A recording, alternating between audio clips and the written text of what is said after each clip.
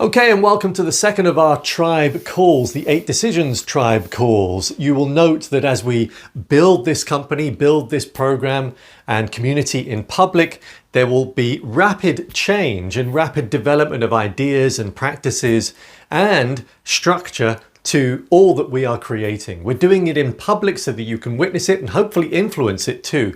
If you perceive yourself to be driven and excited by the idea of optimizing your mind and your body and possibly even going on a spiritual journey, but certainly to discover what your potential might be beyond everything that you've achieved so far, we want you in our tribe. So come along to the next tribe call next Monday, 7 a.m. That's Central Time. I'm obviously in the UK. I have to remind myself of those US time zones. That's Central CDT, 7 a.m. in the morning. Also, if you're in Nashville, you might want to come along to the weekly walking meditations. These are incredibly powerful. We've created audios that you can listen to. You join a group of others, you meditate, and then you do a walking meditation guided by suggestible language, powerful music. It really can be quite an exciting and inspirational experience where you are highlighting and targeting your future vision of yourself, where you want your life to end up. Now, in today's call, we will cover a little bit of breath work. You'll like this one. It's called dolphin breaths, very short, a great way of calming the mind. We also remind you of what the 8 Decisions is all about. After that, we hand it over to Robert and we hear about an anecdotal story of when he had to make very recently a crucial decision that would have absolutely set him on a new path better aligned actually with the 8 Decisions. We then talk about something called a scorecard and we introduce you to this concept. This scorecard will be created very soon. This is something that if you're part of the community and eventual program, you can work with us to create your own personal scorecard. And this is a way of mapping and tracking your progress. That is progress in things like mindfulness, meditation, movement, nutrition, the whole works. Remember, what we're trying to do here is optimize our mind and our body so that we can live in a life of ease and flow. After that, we then move on to tribe learning. This happens every week, and this is where either Robert or I bring you some new thoughts, insights, practices, something that will aid your journey. So without further ado, I hope you enjoy today's tribe call. Thank you. So I want to now remind everybody, we will do this every week. We want to remind you every week of what the 8 Decisions is all about. Ultimately and initially, certainly for the next few months, next 3 months, this is about building a community. We want like-minded souls to join us on this journey. We've determined that we want to work on our 10-year vision and use that as a goal to work towards. But of course, a 10-year vision is so long off that what we also want to do is reverse engineer it. And that's when we talk about these quarterly commitments that are all aligned with our 10-year vision. We will also be creating our 1-year vision, our 3-year vision. And we want to do this with individuals that are driven. Now, in the main, that will be entrepreneurs, visionaries, leaders, but equally it could be the driven who are just simply driven to change. If you have got that spark inside you, much like the spark that happened to me when I had my bang to the head in 2017. I woke up the next day and I determined that is it. I have no other choice now. I have to go down this path. I have to make changes. And those are the individuals that we want with us. This is going to be a journey that requires commitment. It is going to require discipline. But the amazing thing about it is that you guys already have it.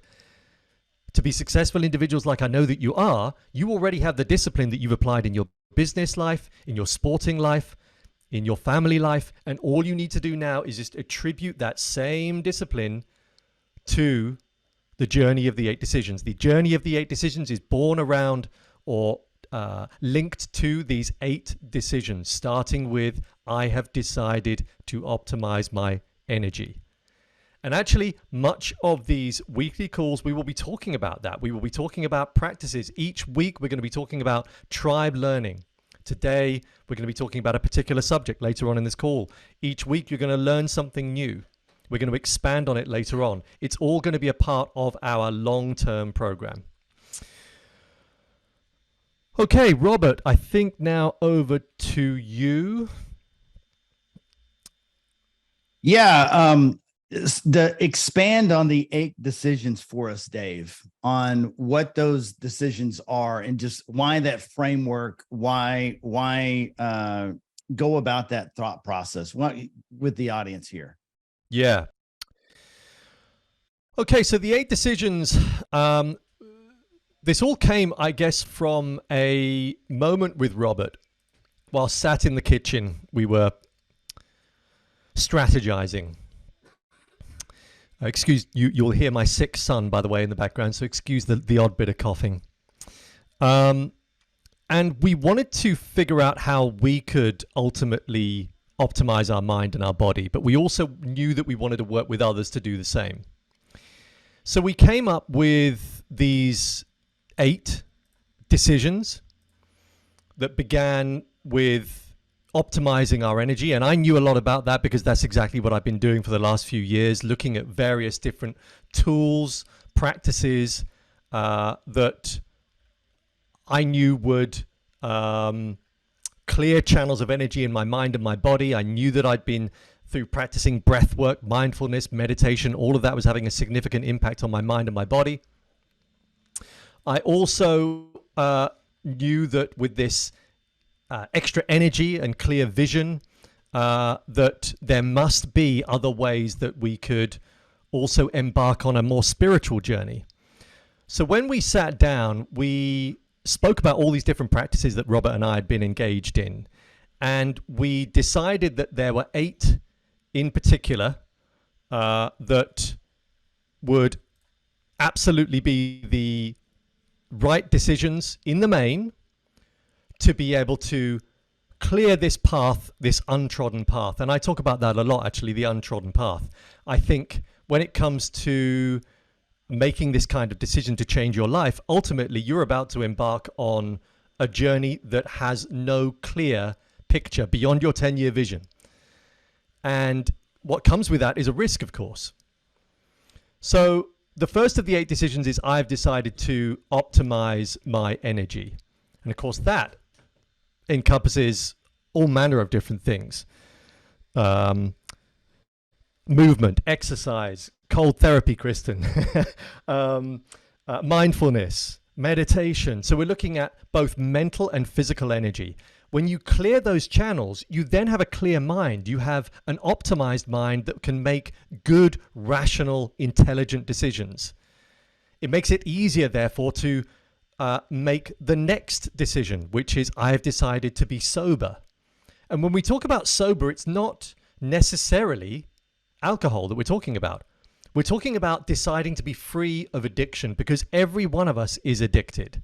We are either addicted to our phones, we're addicted to sugar. One of my vices is definitely sugar.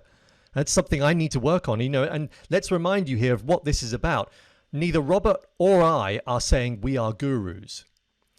We don't have it all figured out. We're going on this journey for a very good reason, and we love and are excited by this journey.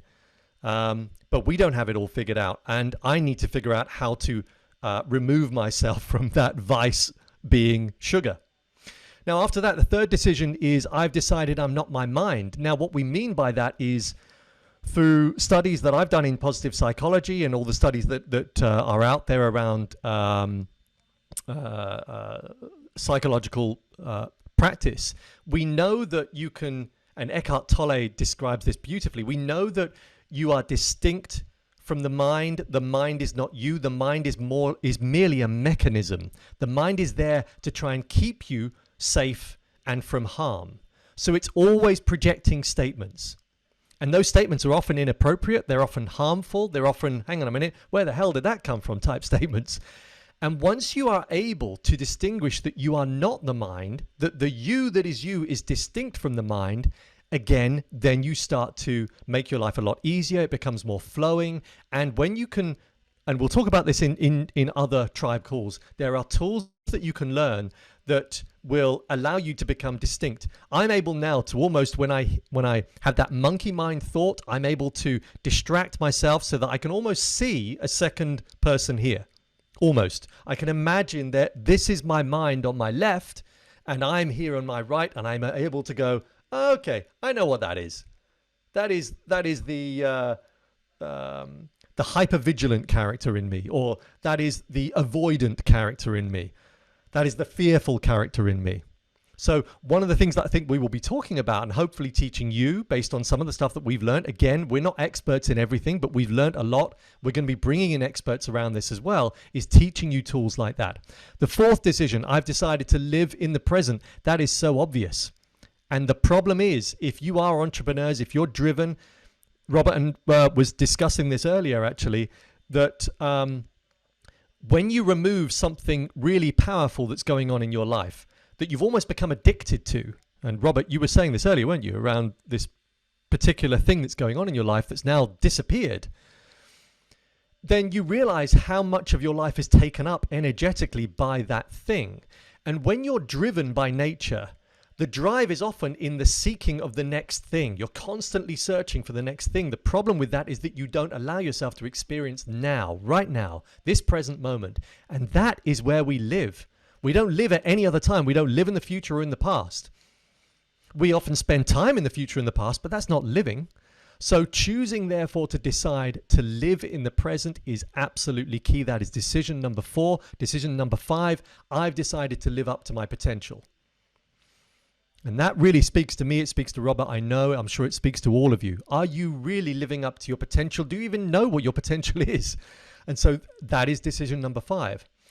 I've decided, number 6 is I've decided to help others with their 8 decisions, but ultimately helping others. You know, I've learned through whenever I'm doing videos on my YouTube channel or whenever I'm working with people one-to-one, the knowledge that I'm gaining is only really getting stuck in there because I'm teaching it.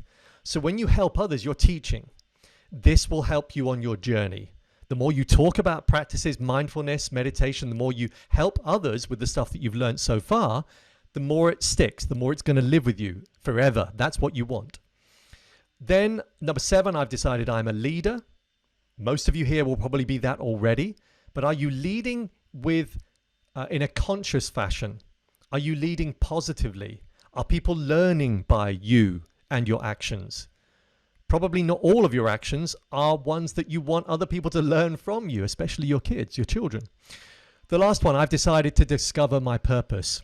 Let's hope we all discover that. But you know, it may not be anything lofty. It could simply be that your purpose is to be. In other words, and you know, many spiritual teachers talk about this. If you can go to the loo and be, if you can walk to the shops and simply be, in other words, all you're doing is that. You are not trapped up here. That is potentially living in your purpose because you are therefore your best self. Sorry, just clicking. It's so good about this, and I want everyone to hear me in one of the decisions of I help others with their decisions. You know, part of what Dave and I are doing when we start this call after the breath work, and we start talking about what the 8 decisions are, and actually describe that and just vocalize it. You know, last week I talked about it. This week he talked about it. I want to encourage you, if you have a leadership call with your team that you do on a daily basis, or you're just team members, your employees, your team, in whatever avenue that is, I want to just express to you the possibility, if you wrote down those 8 decisions and you just were to vocalize that and just teach, and just go through the process of what each one of those means from your perspective or your team's perspective, because you're going to find a little nugget in there when you do the verbalizing and expelling it and telling it. When you go through the process of teaching, you were actually in process of being student. And that is a very powerful thing, because what it does is, it is there in your subconscious to help you make decisions. And the decisions that pop up in our daily basis, we struggle with. And when you have something underlining where you have a framework that you're starting to build in your subconscious to help you with those decisions. You know, I was in a situation with some friends while I was in Costa Rica a couple of weeks ago. and I had to step into danger. I had to have a uncomfortable conversation. Nobody wanted to do it. In fact, I didn't want to do it. And I, in fact, tried to pawn it off to somebody else. And it wasn't until I was like, wait a minute. I am a leader. I step into danger. I do the hard thing. And it forced me to have a very uncomfortable conversation, but I was thanked later by my other friends that I had made the right decision, and they struggled with it. And so find yourself an opportunity just to express what these are. And again, we're going through this journey with you. And I want to make sure I add a bit of context to how we're doing these calls, because we are building in public. We're sharing this. I want you to understand we are working right now for 24. We are preparing a ship to go off into a new world. My world is going to be different than Dave's world, than Steve, than Kristen. We're going to have our own. We're going to build this vision in our minds over the course of the next few months. We're building the tribe. We're making sure that people that are going to go on this journey are in it for the long haul, are of the right core values, of the right place, where these are the people that I want to come with on this journey, that are both that I can help and that may need my help or my resources or my network. Because I'm honestly, I love Nashville. Yeah, I have no idea my love for this city. And I want to bring people together to build something amazing for all of us. And the people that we help along the way is the real why we do this work. And I'm excited about all that I'm going to learn on this process, but it holds me accountable. We're going to talk in a minute why New Year's resolutions don't work. But I want to make sure I add some context. So when we do these calls, there is a lot of thought into what we're building into this. In fact, Dave and I, we have no financial model built around this whatsoever, other than the fact that it will arrive. If we help enough, we are going to be inspired and understand what the model will look like, but that's irrelevant right now. But what is relevant is when you meet on a regular basis, working on a predefined goal, a worthy goal with other people, you get the vision. It will happen for us. And every single week where you're doing the work. In fact, if you haven't, we had a meditation, walking meditation that Dave released. I've done it now 3 times. If you could do it on a daily basis, you're going to start to feel this energy. And I want to make sure that you guys understand the underlining thing that we are really doing at the end of the day is creating a level of vibration that you can achieve with daily practices, with breath work, meditation, in this walking meditation, where we really speak to that. And that is taking the future vision that we have and being in that vision, meaning embodying that feeling as if we have already achieved it. That is a level of energy that is going to help you power you through the obstacles that you will be given, these opportunities for you to grow, that you will see your old self would have seen as, oh my gosh, it's too hard. The new self will go, thank you for this new opportunity to grow, because I am growing. There is no good or bad events that happen. These are events that make us stronger either way. We cannot label them. And so one little topic that I want to talk about, it's one thing to get together on a regular basis and get on a call. I want this call to be for you. How am I achieving my vision this week? What are the things that I need to be aware of, that I need to work on? And one component that works in business and in your personal, and that is having some kind of scorecard, some kind of mechanism that you have awareness to. And for some people, it could be a simple number. It could be a number that matters to you. It's amazing the power of putting numbers on a board, the power of putting numbers in a place that you could see every single day, whether it's your mirror or something. And that is like this awareness of a number.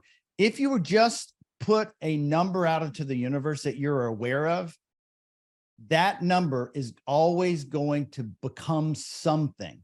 If you have no predefined thing out that you've put out there, there is no way to grow it. But having a scoreboard matters.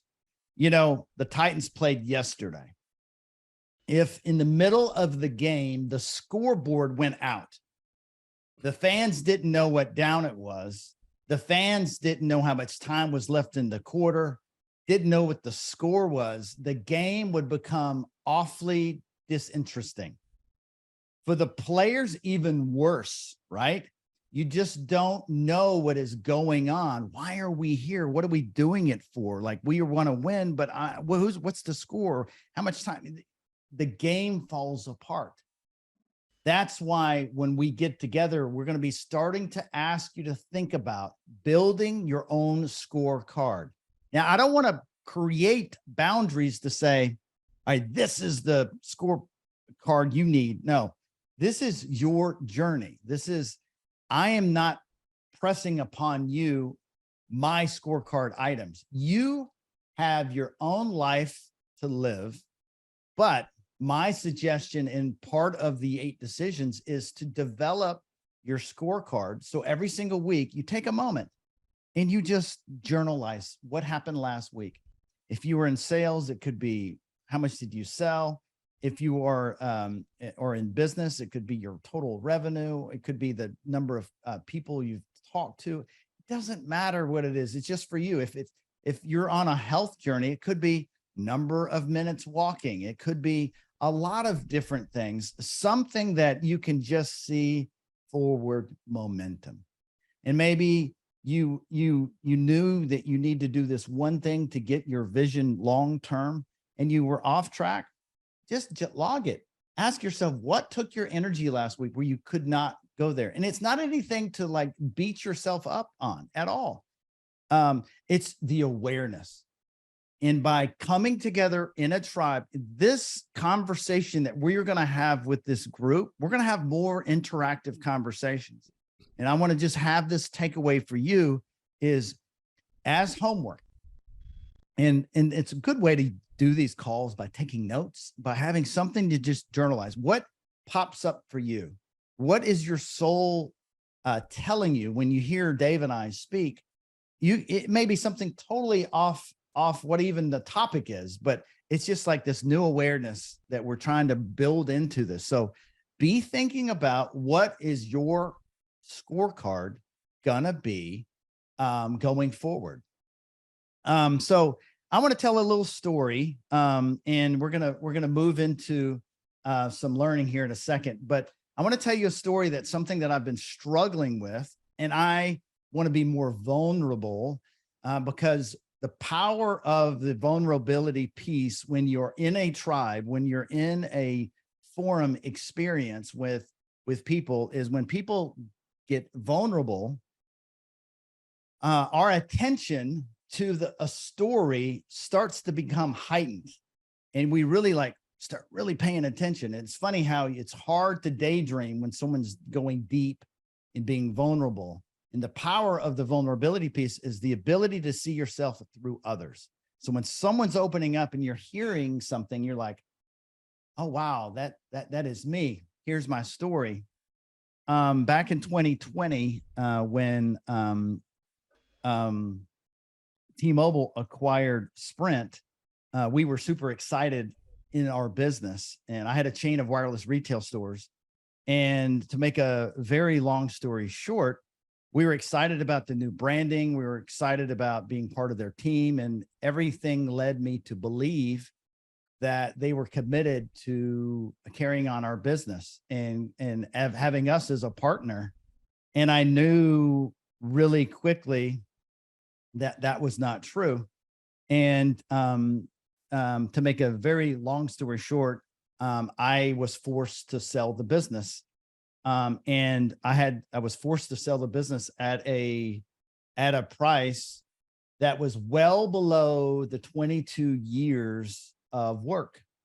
So imagining putting all your energy and all your resources and all your financial commitments and risks into a business, and to watch it absolutely evaporate before my very eyes, and had to sell the business with my tail between my legs. And it was an awful experience, and also beautiful, and has given me so much in the losing of something that I was so committed to.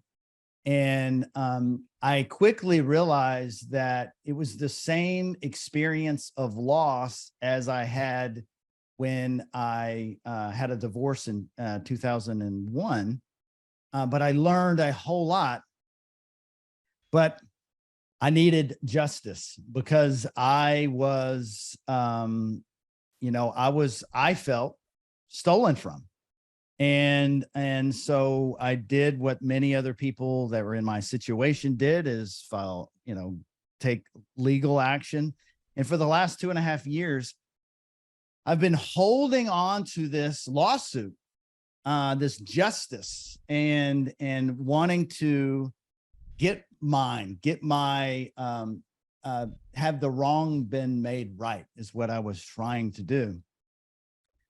And as the case got closer and closer, my partner and I were both struggling with the decision of moving forward, because it came with some risk. It came with some financial risk that was quite scary. Honestly, it would wake me up in the middle of the night. And when I was going through this process of a decision, the concept of this is, we all have a decision in our lives that we are stuck. Now, there are two people in us, right? One version of us, our soul, knows exactly what to do. But our ego, the one that is there to protect us, has fear of making that decision. So often when we are stuck in a decision, it's one part of us, the Robert, the one that's talking to you, in fact. Sometimes Robert's here, sometimes Bobby here. Bobby is my true self, my soul. So when I speak of Bobby, that's one person. I speak of Robert's the business person, maybe, or the person you see out in the community. Sometimes you can see both, sometimes you see, but I'm stuck on the fence. I was like, literally, the Robert was on the fence, like, fight, we can do this. And the soul was like, no, this is not energetically. I don't want to be in this lawsuit anymore. Energetically is preventing me from doing what I'm supposed to do. And so the Bobby is like, dude, I don't want to do this. And luckily, and I say luckily because at the end of the day, someone was asking me the other day, what was the lesson on all this? The lesson, honestly, is that I didn't really learn that much of a lesson, because I was forced to back out of this because my partner was not going to do it. But he was right. It was not, I did not have the energy to actually fight. And if you're going to fight a legal battle, by God, you better be ready to fight. Otherwise, you're going to be eaten alive. And, my attorney knew this, and he gave us the blessing that we should just let it go. And I let go of this thing. And I was holding on for dear life on this freaking lawsuit to make it right. And then Wednesday night, I guess it was 9 o'clock, I finally let go of that, holding on. And I'll tell you, I probably had the best Thursday of my life. One of the things that someone that was counseling me, honestly, because I talked to several different leaders about this struggle, this decision. And she showed me that there was no, two options or two outcomes of this thing. she showed me that by letting go, that the universe would be signaled to provide abundance in different ways. And I never considered that possibility. And what's so crazy is the very next morning, I found out that an investment that I had, that someone was interested in buying this other company. And it was just a quick recognition that she was right, that all of a sudden I'm like, oh, wow. I may not have received this abundance from a lawsuit, that I could receive it in a different area. And that by allowing just this letting go of this thing that I was holding on to for dear life, that I would be able to receive other things, because you can't grab a hold of other opportunities when you're hanging on tight for something else. And so that was a big takeaway from me. And when I say I didn't learn anything, I'm kind of being funny that, this decision was actually made for me.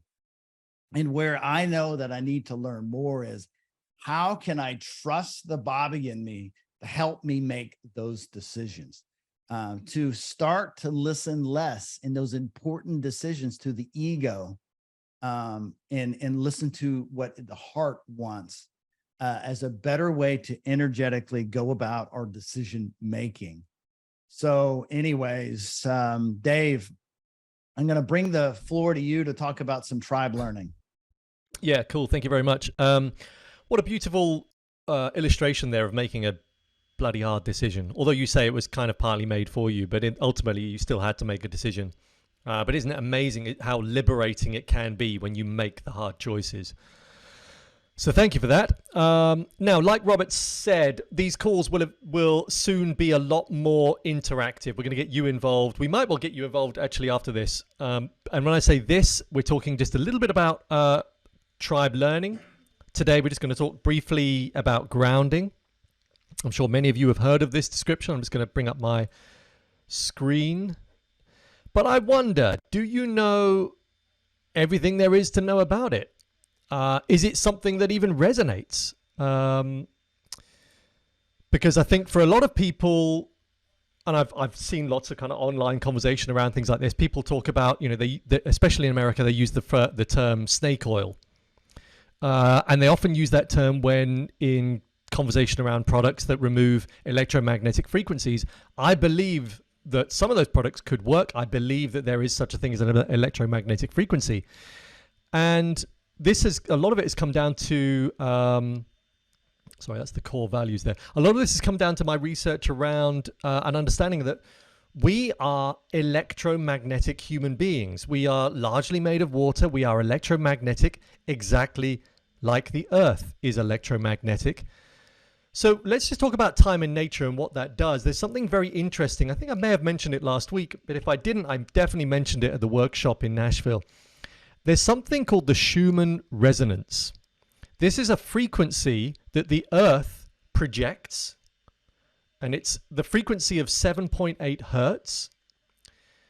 This is because, as I said, the Earth is electromagnetic. We are electromagnetic. And what's really interesting is this: when we go out in nature, there is a point at which our body's electromagnetic frequency becomes the same as the Earth.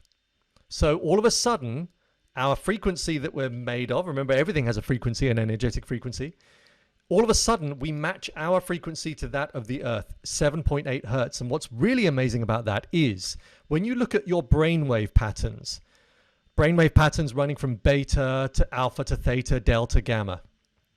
Gamma, by the way, being the sweet spot. We will probably talk about that at some point around flow states.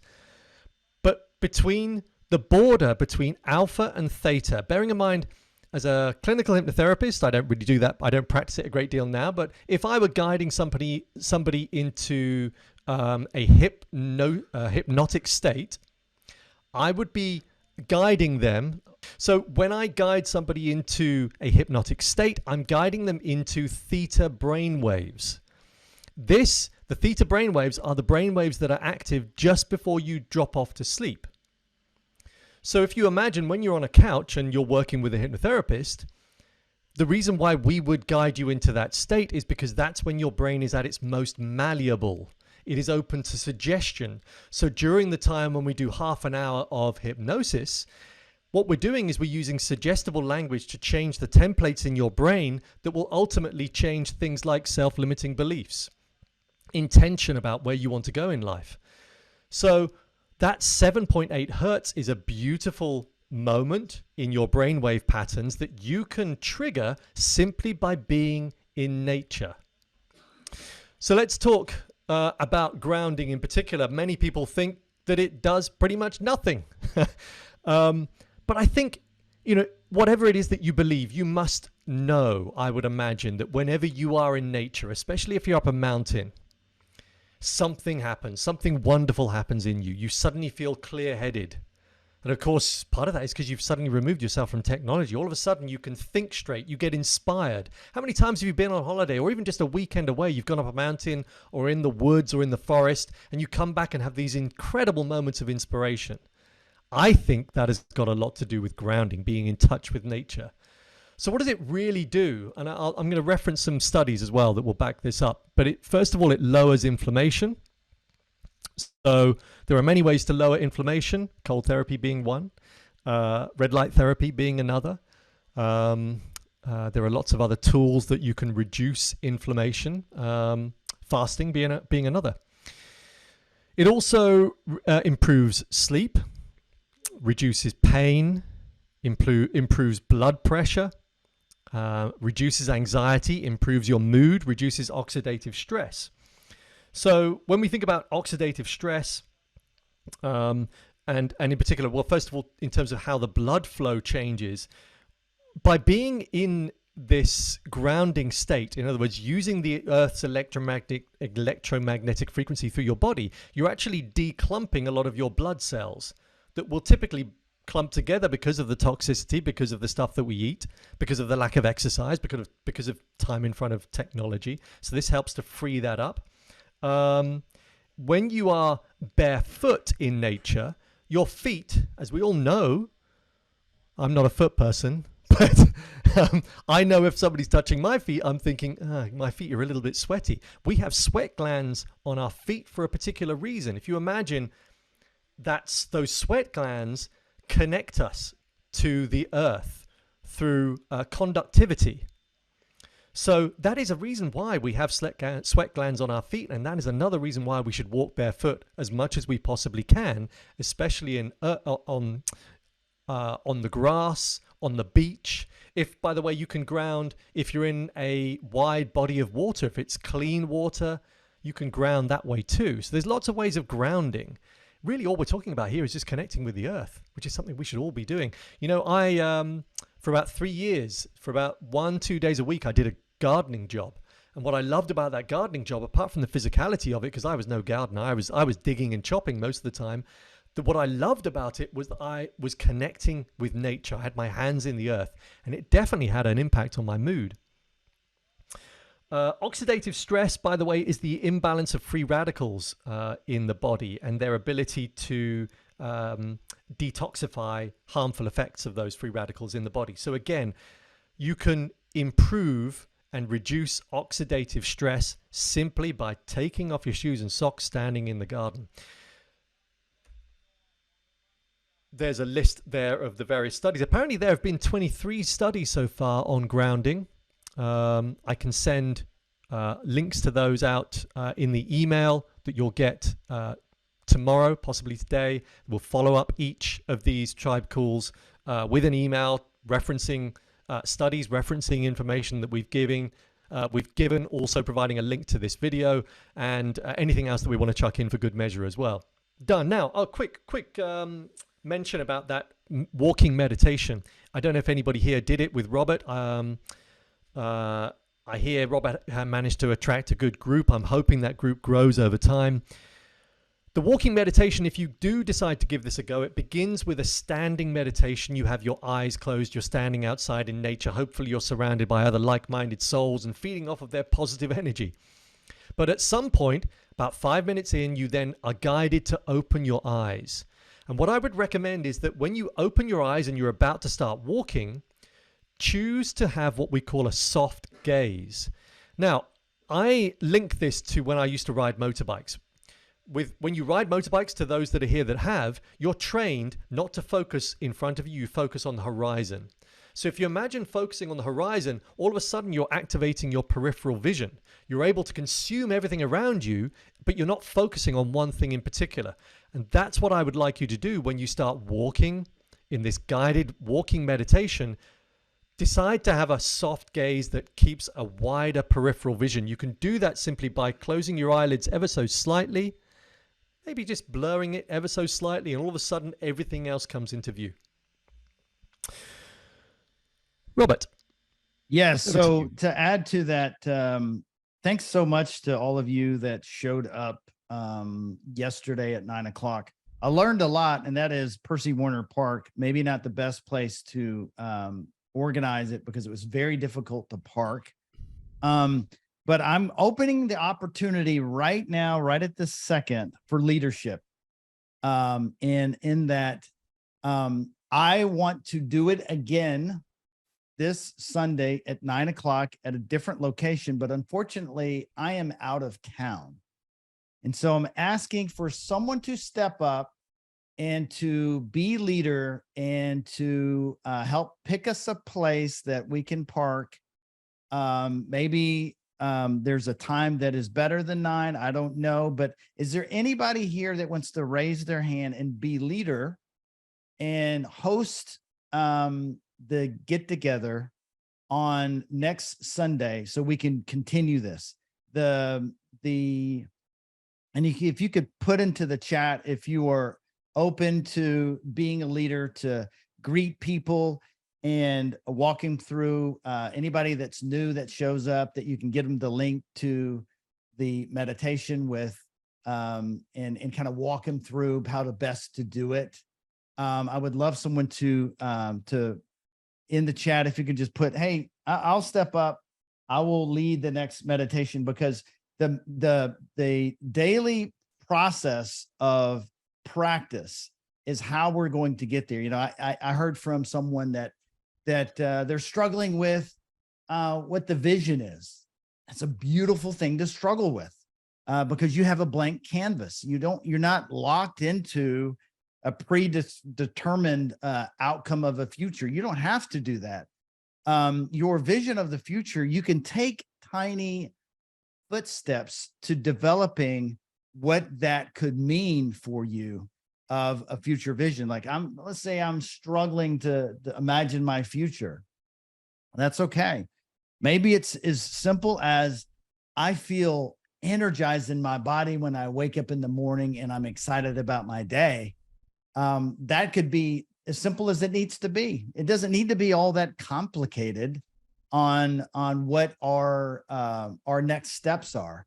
And then as you do this practice daily, and again, it's my belief that it's the time that we spend with ourselves. We give the self, the body, for instance, time to start to ponder of what is it that we are doing on this earth? What are we creating? What is my overall mission here? And I will tell you this, it's not that we are discovering our purpose.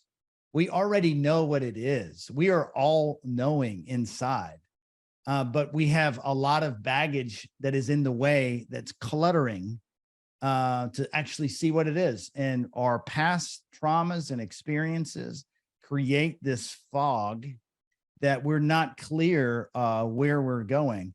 And why do we look at these 8 decisions is a way to start decluttering and start clearing the path so that knowing that is in us for our purpose actually comes forward. Then we can finally see it again. Remember the 12 regrets as well, Robert. Yeah. And we're not really helps, get your 10-year vision. Yeah. And we're kind of just decluttering this, this thing that happens with all of us in our own life experiences as we go through these journeys together, every single week. But if you're doing the meditation walk every day, get committed to this practice.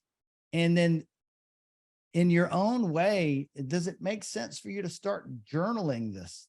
Does it make sense after you do the meditation, you come back to the house and, there's like this energetic feeling that I get when I do it. And it's like, I'm kind of hyped up and I'm understanding like now I can do this. The anchoring piece of the meditation is really powerful. Like I did that just now and I just felt a surge of energy and I just wild that it happened like that. But if you haven't done the meditative the meditative walk that Dave released, there's two components that kind of exist in it. One component is a memory of the past, something that elicits joy or love. It could be a person, it could be a situation, it could be an event that happened in your past that gives you this feeling. And you're taking this feeling and then along with living in the future self as if you already have achieved your vision. I have already achieved it. Like right now, I'm excited that I've already done all the work. I'm living in that moment right now with you. And that is an unbelievable, powerful level of energy that we should all deserve as humans to have. Because when we have that in us, people are inspired, people are magnetized to us, and the abundance just flows, and we are given opportunities. I don't need to find opportunities. They are coming my way. They continue to come my way. And this is a practice. You and I could allow just life to happen for us, and that can work. But I think it works a lot better when we have this underlying energy that is powerfully pulling us along. So then we're not having to do a lot of extra work. The work is just, let's do the practice. Let's seep into what's possible. Let's start to fall in love with our futures. And then as that happens, and we start coming together as a tribe, we start sharing what's working. Like I cannot tell you how excited I get when people in my circle are winning. I don't understand it completely other than the fact that it's inspirational for me. That's why this tribe is important to me. I feel like I have a super grand vision of helping 100 entrepreneurs achieve their 10-year vision. That is so powerful for me. That inspires me when I hear little stories here and there. That's why I'm building this tribe. And this is not going to be for everyone. This is not going to be for everyone. And as we go and learn this process of growing and learning together, there are people that are going to appear to us that are not going to be a fit, and we'll have to make difficult choices because they're not in our core values. And it's important to understand what those core values are. Dave, could you talk about the core values for a moment? I can. And the core values, when you hear them and embody them, it's okay if you listen to these core values and you're just not aligned with this. That's okay. There is somewhere that is a fit for you. But if you listen to this, Dave, if you want to just repeat this for us. Yeah. So the people we want to surround ourselves with are the ones that have a genuine curiosity about life and people. If you've had that wake up in the morning, you thought, okay, there's got to be more to this life. There's got to be more to this existence. What would happen if? Those sort of questions. If there is more to this life, where do I seek it? What can I do? How can I make myself feel this amazing every day? Those are the people we want to work with, walk with, do everything else with. Somebody also that walks the walk and leads by example. So this is crucial because you see so many influencers out there, so many supposed gurus out there who have a very different life to the one that they're presenting in public. We want our tribe to walk the walk, lead by example. When we do that, all of a sudden, we are then impacting those around us. But we're not doing it in an evangelical way. We are simply doing it by leading by example, by living a true life. And in doing that, we influence others, not by telling them what to do, but by simply being that. That is the person we want in our tribe. We also want somebody that has integrity. So there's no half-assing it, or I should say half-assing it. So it's important that that you show up, you commit, and you determine that you are disciplined and you act in a disciplined fashion every day. Only then will you start to see the results, and quickly as well. But also, we want humble people, people that are willing to be vulnerable. You know, both Robert and I know at some point, I mean, you were today, Robert, and thank you for that. I will be at some point too. The more of our real, authentic, genuine selves we present to the world, the more real we become. We're not hiding behind masks. You know, we are just ourselves, and we're happy in our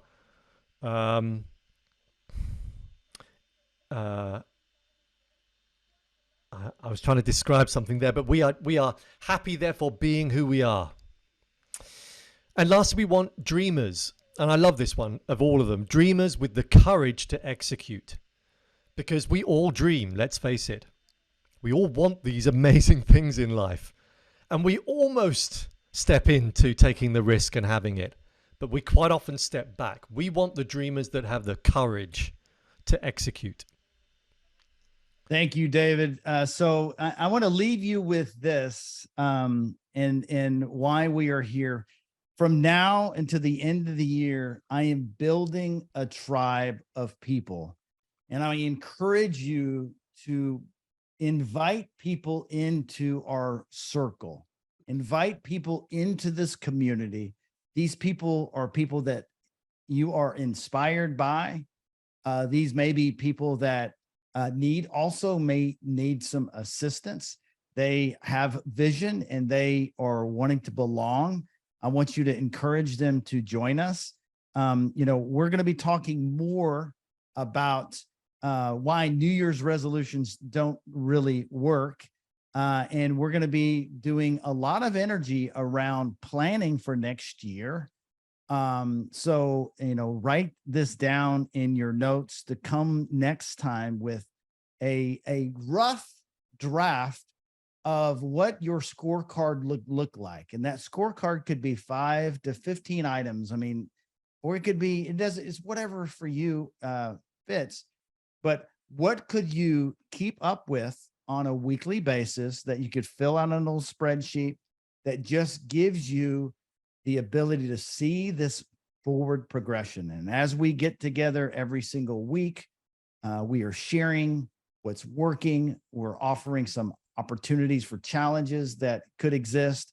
But most of all, we are together on a mission to go to a new world, that new grand 10-year vision that's possible. I want to say special thank you for everybody here for getting on this call with us. And now it is time to end. And I will say thank you and hope you guys have a fantastic week. Good luck. See you guys. See ya.